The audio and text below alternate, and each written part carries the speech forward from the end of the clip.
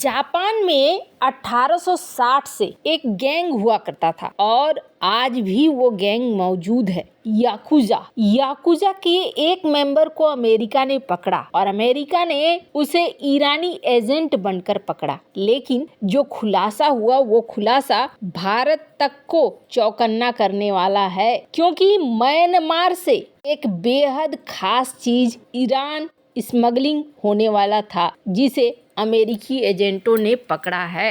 Myanmar में आखिरकार जापानी सरगना का क्या काम है और म्यांमार में क्या कुछ चल रहा है जो भारत को भी प्रभावित कर सकता है। वहीं दूसरी तरफ ईरान के एक ऐलान और दुनिया की दिग्गज शिपिंग कंपनी के ऐलान के बाद भारत को तगड़ी जीत हासिल हुई है। समंदर में भारत का खेल अब बदल रहा है। जियोपॉलिटिक्स में बहुत कुछ चल रहा है। हमेशा की तरह CIS न्यूज नेटवर्क के इस एपिसोड में जानने को मिलेगा बहुत कुछ। आइए जानते हैं इन खबरों को विस्तार से। जापान में ना काफी पुराने समय से, आज की नई बात नहीं है, 1860 में माफिया लोगों का गुट होता था और इनको वो कहते थे याकुजा। आज भी उन्हें कई जगहों पर याकुजा बुलाया जाता है। याकुजा मतलब माफिया, गैंगस्टर कह सकते हैं। और 1860 एक ऐसा समय था जब करीब लाखों में इनकी संख्या होती थी और लाखों में ये जापान में मौजूद थे। लोग इनसे डरते थे। इनके अपने नियम थे, अपना पहनावा था। ये ज्यादातर ऐसे सदस्य होते हैं आज भी जो अपनी बॉडी पे बहुत सारा टैटू रखते हैं। ज्यादातर सदस्यों में यही देखा गया है। याकुजा के जो मेंबर होते हैं वो पूरी बॉडी में कुछ इस तरीके से, तस्वीर में आप देख रहे हैं, बहुत सारे टैटू बनवाते हैं। ये पूरी बॉडी टैटू से भरी रहती है। दूसरा, इनका पहनावा भी होता है कुछ अलग तरीके से। तीसरे, इनके कुछ रिचुअल्स होते हैं जो ये अलग तरीके से फॉलो करते हैं। जैसे कि अगर किसी को पनिशमेंट देना है, किसी ने गलती कर दी है ग्रुप मेंबर में ही, तो वो अपने लिटिल फिंगर को आधा काट लेते हैं। ये एक बड़ी ही अजीब परंपरा है जिसे युबित्सुम कहते हैं और ज्यादातर इस ग्रुप में देखने को मिलता है। 1963 में इस ग्रुप में सदस्यों की संख्या हो गई थी 1,63,000। लेकिन फिर धीरे धीरे जापान की सरकार ने यहाँ कड़ाई करना शुरू कर दिया और लोगों ने फिर धीरे धीरे इससे दूरियां बनानी शुरू कर दी, जिसके बाद 1991 में देखने को मिला कि 63,800 इसके मेंबर थे। इसके बाद 2023 आते आते इसमें मात्र 10,400 मेंबर हैं।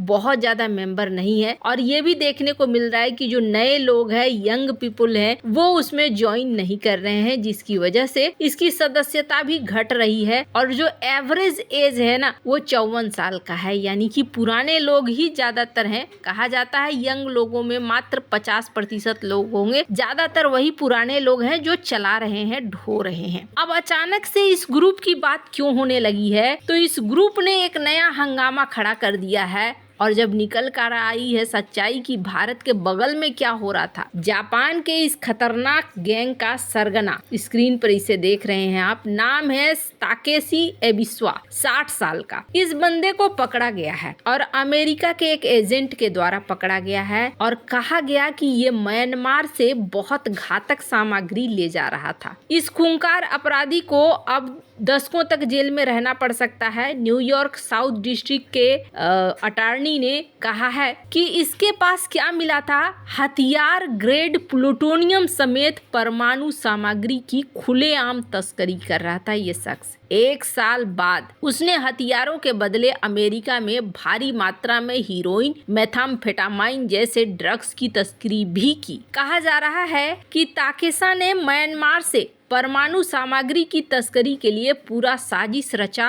और इसको स्वीकार भी किया है, जिसके बाद एक जांच की टीम बैठ गई है जो अप्रैल में इसे सजा सुनाई। अमेरिकी एजेंट एबिसवा से मिला एक ईरानी जनरल के रूप में और इसने कहा कि मुझे परमाणु हथियार के लिए सामग्री खरीदनी है और इस शख्स ने कहा कि ठीक है, हम तुम्हें दिला सकते हैं। और इसके बाद धीरे धीरे काफी ये क्लोज बन गया अमेरिकी एजेंट, जिसकी वजह से उसने अपने नेटवर्क से इसे मिलाया और नेटवर्क से मिलवा कर फिर कहा कि ठीक है, हम आपको सामान की तस्वीर दिखलाते हैं और रेडियो धर्मिता मापने वाले इकाई के साथ उसने तस्वीर दिखाई कि देखो यही सामान है और ये सचमुच में मेरे पास है। लेकिन अब कहा गया कि इस शख्स को ये सारा सामान कहाँ पे मिल रहा था? म्यांमार के किसी विद्रोही गुट के साथ इनका कोई समझौता हुआ था। अब वो विद्रोही गुट का नेता, उसके पास ये परमाणु हथियार कहाँ से आया या परमाणु सामग्री कहाँ से आया, इसका कोई अता पता नहीं है। अब ये चीज ना एक बहुत ही खतरनाक चीज बन रही है अगर भारत के पड़ोस में ये सारी चीजें हो रही हैं तो, क्योंकि भारत के ये पड़ोसी हैं तो इसका असर तो पड़ेगा ही। अब अगर खुलेआम ये परमाणु वाले पदार्थ इस तरीके से माफियाओं के हाथ लगने लगे तो ये बहुत बड़ी समस्या है। खैर, जहाँ एक तरफ ये सब कुछ चल रहा है वहीं दूसरी तरफ अभी एक ऐसा सीन चल रहा है जिसे कहते हैं ना, भारत के दोनों हाथों में लड्डू, कुछ उसी तरीके की स्थिति हो रही है। सबसे पहले तो ये भारत का दोस्त देश और फारस की खाड़ी का एक खास देश ईरान अपनी राजधानी बदलने जा रहा है। ईरान ने कहा है कि उसकी राजधानी भविष्य में तेहरान नहीं होगी, इसकी जगह तटीय शहर मकरान को नई राजधानी बनाने का ऐलान किया गया है। और मकरान कहाँ पे है? अगर आप देखें तो ये मकरान है चाबहार पोर्ट के पास। मकरान की राजधानी बनने से भारत को यहाँ तक सीधी और आसान पहुँच उपलब्ध होगी। और देखेंगे आप, रूस बहुत खुश है इससे। रूस ने ये भी कहा है कि आईएमएफ कॉरिडोर और BRI का ये एक ऑप्शन है।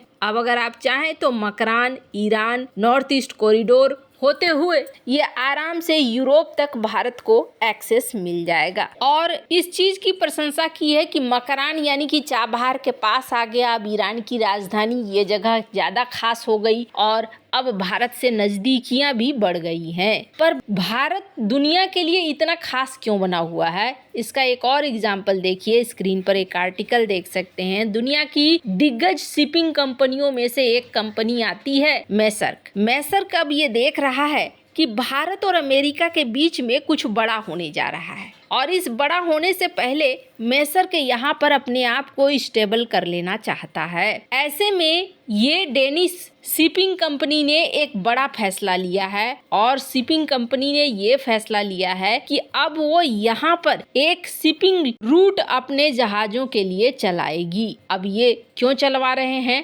खास तौर पर मुंद्रा पोर्ट से जोड़ा जा रहा है। मुंद्रा पोर्ट से जोड़कर ये एक डेडिकेटेड रूट बनाना चाहते हैं अपने जहाजों का, ताकि भारत से अमेरिका को सामान पहुंचे, अमेरिका से भारत को सामान पहुंचे और इन्हें ज्यादा से ज्यादा मुनाफा हो। इस तरीके की चीज पहले कभी नहीं थी पर अब देखने को मिल रहा है। और माना जा रहा है कि कॉरिडोर के लिए, चाहे वो ईरान की बात हो चाहे आईएमएफ की बात हो, सब इसलिए भी भारत के साथ आना चाहते हैं क्योंकि इसके पीछे सबसे बड़ा कारण है कि दुनिया भर में भारत एक बढ़ती हुई इकोनॉमी और एक बढ़ता हुआ बाजार है। और ये चीज दुनिया बहुत अच्छे से समझ रही है कि आने वाले समय में भारत का महत्व लगातार बढ़ता जाएगा। वैसे आपको क्या लगता है इन सब मामले में? आपकी क्या राय है? कमेंट कर जरूर बताएं। जल्द मिलते हैं अगले वीडियो में नई खबर के साथ।